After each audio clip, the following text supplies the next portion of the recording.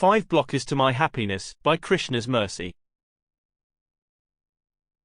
तब लगी कुशल न जीव कहूँ सपने हूँ मन विश्राम। जब लगी भजत न राम कहूँ सोकधाम तजी काम। Quote, for as long as there is not devotion to Shri Rama and the release of material desires, which are like an abode of grief, the living being should not expect to find welfare and peace of mind, even in a dream. Dohavali, 131. 1. A related ticket in IT. You want a status update? I am waiting on IT to give me permission to the server. Until that happens, I cannot do anything. This is a blocker for me. If you want to speed up the process, maybe talk to the people in charge. Tell them to get on it. 2. Graduation. How can I make any long-term plans? I have yet to graduate. I need to complete the course of study before I can apply for jobs. This is a blocker for me. You should be patient. You should realize that I am on track. 3. A raise. The wife is hounding me about improving the home. We need to redo the kitchen. She wants another bathroom added. It is annoying to have to listen to her, but my hands are tied.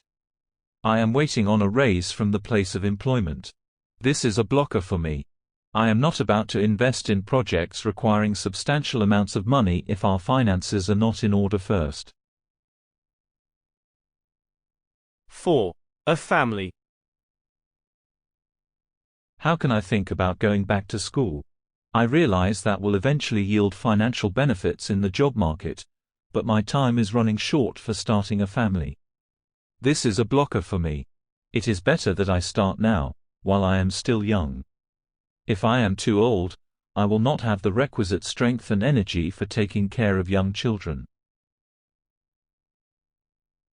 5. Good health. This health scare has been a real wake-up call. I cannot even think about changing the daily routine until I can start doing things on my own again.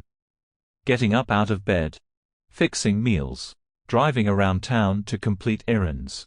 Let me learn to walk before insisting that I run.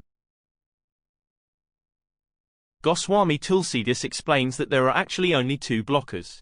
Those blockers apply to every person, to every situation, to every circumstance, and to every period of living. How can any assessment have such blanket applicability? How is it possible to make an appropriate diagnosis before even meeting someone and understanding their specific difficulties?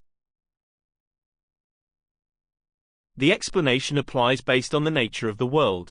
It is a place of illusion.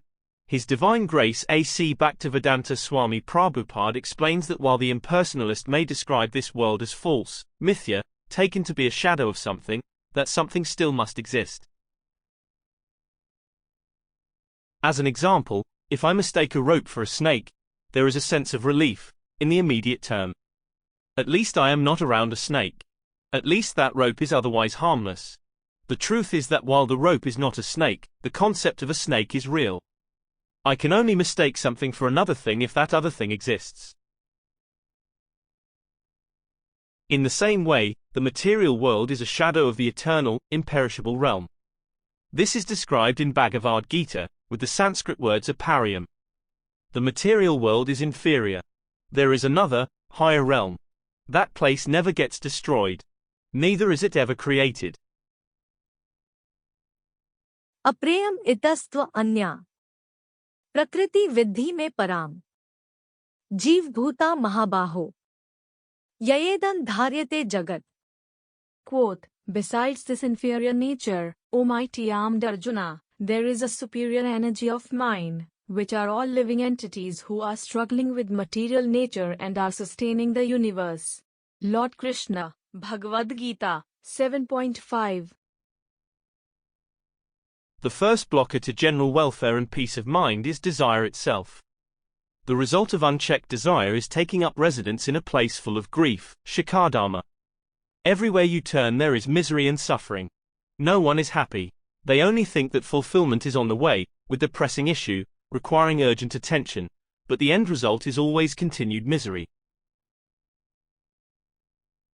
The second blocker is actually more important. The removal of this blocker automatically takes care of desire. There is a lack of devotion to the Supreme Personality of Godhead. Tulsidas worships him as Rama.